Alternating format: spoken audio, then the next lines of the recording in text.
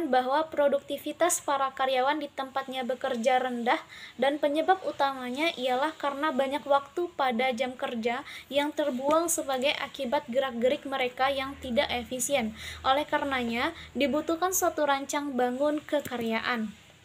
Nah, berikut ini adalah hal-hal mutlak yang perlu untuk diperhatikan dalam melakukan rancang bangun pekerjaan. Yang pertama adalah rancang bangun harus merupakan faktor motivasional bagi para karyawan untuk menampilkan kinerja yang lebih memuaskan. Yang kedua, rancang bangun pekerjaan harus bersifat tailor-made, dalam arti disesuaikan dengan situasi spesifik yang dihadapi dalam penyelesaian tugas. Yang ketiga, pekerjaan harus berupa satuan pekerjaan yang alamiah dan utuh, yang berarti tidak semata-mata memperhitungkan jenis spesialisasi yang diperlukan oleh para karyawan, meskipun spesialisasi tetap penting dalam organisasi yang besar dan kompleks. Yang keempat, berikan pekerjaan yang semakin sulit kepada para karyawan dengan terlebih dahulu menyelenggarakan pelatihan untuk memperoleh keterampilan baru. Dan yang terakhir adalah berikan wewenang yang lebih besar kepada para karyawan, terutama dalam bentuk partisipasi mengambil keputusan yang penting dan sulit. Poin yang kedua adalah tim kerja yang mandiri. Ini merupakan suatu kelompok yang diberi otonomi oleh manajemen tingkat atas untuk mengambil keputusan tentang cara yang hendak mereka tempuh dalam menyelesaikan tugasnya. Nah, ciri-ciri yang lumrah dari tim kerja yang mandiri ini ialah yang pertama, struktur organisasi sendiri didasarkan pada konsep tim, yang berarti bahwa hierarki manajemen tidak terlalu berlapis-lapis dan uraian pekerjaan hanya ringkas. Dan yang kedua, budaya organisasi didominasi oleh pandangan egalitarian dan para pejabat pimpinan pun tidak menonjolkan simbol-simbol statusnya. Yang ketiga, tim kerja melaksanakan tugasnya pada satu lokasi dengan batas-batas yang jelas. Yang keempat, meskipun jumlah anggota tim mungkin saja berbeda-beda tergantung antara lain pada sifat tugas, batas waktu, kelengkapan sarana dan prasarana, tetapi tetap diupayakan agar keanggotaan dalam tim sekecil mungkin. Yang kelima, para anggota tim memiliki visi yang sama tentang apa yang ingin dicapai, bagaimana mencapainya, kemudian pembagian tugas apa yang diperlukan, dan mekanisme penilaian kinerja apa yang diterapkan. Yang terakhir adalah terdapat rasa kemitraan yang tinggi antara para karyawan dan manajemen. Poin yang ketiga yaitu gugus kendali mutu.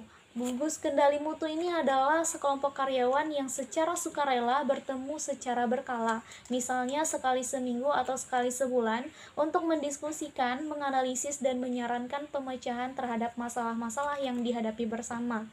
Nah, dalam suatu gugus kendali mutu biasanya terdapat 3 unsur, yaitu seorang pimpinan kelompok dan seorang yang berperan sebagai fasilitator.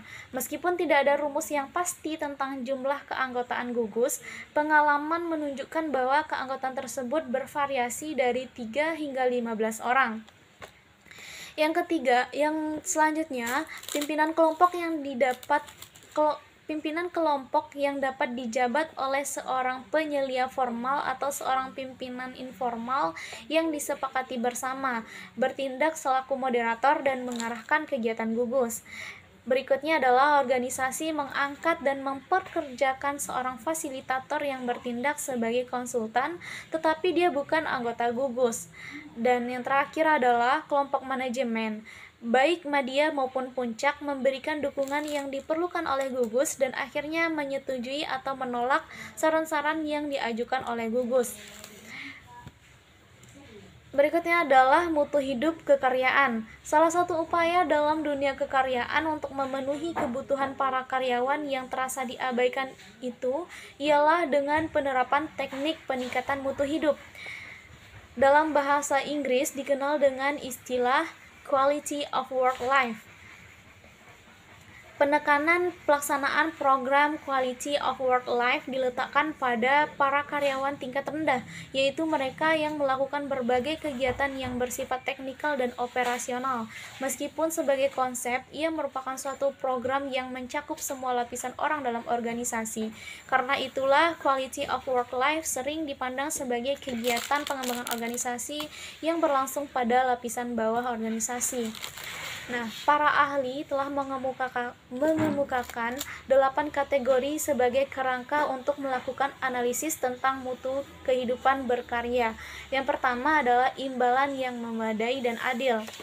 Nah, yang dimaksud dengan imbalan yang memadai dan adil ialah bahwa imbalan yang diberikan oleh organisasi kepada karyawannya harus memungkinkan penerimanya memuaskan berbagai kebutuhannya sesuai dengan standar hidup karyawan yang bersangkutan dan sesuai pula dengan standar pengupahan dan penggajian yang berlaku di pasaran kerja.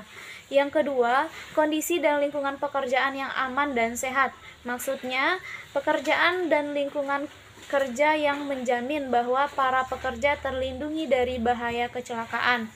Yang terakhir adalah adanya kesempatan untuk segera menggunakan dan mengembangkan kemampuan.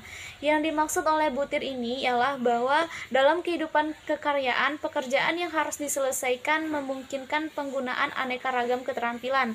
Terdapat otonomi, pengendalian atau pengawasan yang tidak ketat karena manajemen memandang para bawahannya terdiri dari orang-orang yang sudah matang dan dewasa. Tersedianya informasi yang relevan dan kesempatan menetapkan sendiri rencana kerja, termasuk jadwal, mutu, dan cara pemecahan masalah. Demikianlah materi untuk pertemuan kali ini. Terima kasih atas perhatiannya. Assalamualaikum warahmatullahi wabarakatuh.